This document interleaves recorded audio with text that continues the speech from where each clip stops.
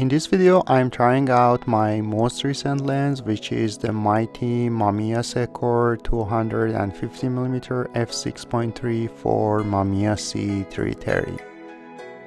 First of all, look how cool the lens looks on the camera. It is very big for a TLR for sure, but if you compare it with Hasselblad 250mm f5.6, you will immediately find out that the Hassi is much bigger. The Mamiya weighs only 628 grams, while the Hasselblad is almost 1 kilo, which is roughly 2 times heavier. Of course, the Mamiya maximum aperture is only f6.3, which helps a little. But the cool thing is that the minimum aperture of the Mamiya is f64, which is almost pinhole territory. And I think that it has the potential for some creative pinhole style shots. But the lens is still big for the C330 body, and as you can see here, the lever that cocks the lens's shutter is far away from this metal part of camera that moves when you advance the film. It means that every time you take a photo and advance the film, you have to manually cock the shutter on the lens. The other thing is that the minimum focusing distance of the lens is only 7 feet. And of course, if you want to use it at this distance, it's a good idea to use a Parminder. And another thing is that don't forget to set this selector switch on 250mm. The thing that this dial does is simply changing the metal bar that shows the top of the frame inside the viewfinder. Now let's take a look at some sample photos. I took one roll on Kentmere 400, mostly at f6.3 or f8, and I used a tripod because the light was getting low. As you can see here, this focal length is good for taking samples of a landscape. The contrast of these photos are not very high, but I can't say how much of it is because of the lens and how much because of the film stock, but it seems the sharpness is good enough. Here I tried to get a shot of this red robin, but of course this lens doesn't have enough reach for birds.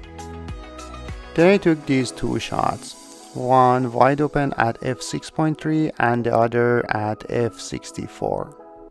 For the f6.3 shot you can see the bokeh, which to my eye has some harshness around the window lines. And here at f64 and 12 seconds of exposure, you can see that everything is in focus, but soft. It is the pinhole style that I was talking about. Of course, the grass moved during the exposure time, but you get the idea. Having a longer focal length for landscape also can help to get a different point of view, like this shot. Now let's talk about the big limitation of this lens, which is f6.3. Here I was trying to focus on this beaver dam, and it was around the sunset time, and I have to say that it wasn't easy to focus. Not impossible, but not easy.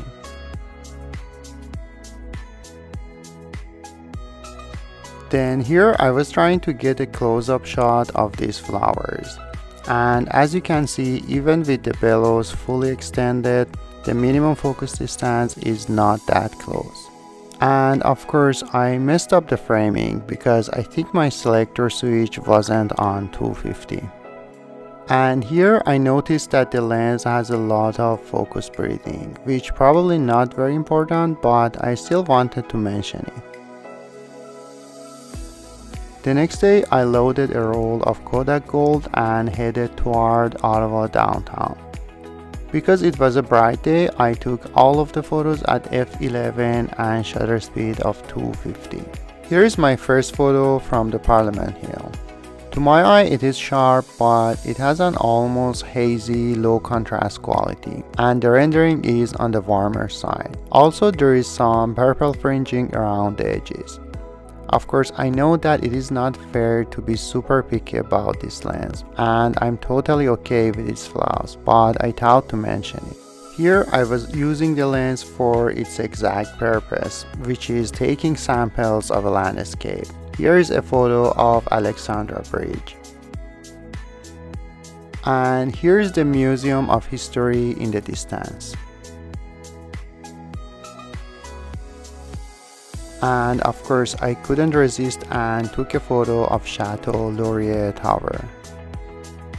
And here another view of the Parliament, this time from the Library Tower. I also think that it's a good lens for taking candid photos of people, especially if you like to stay far. Here are some sample photos.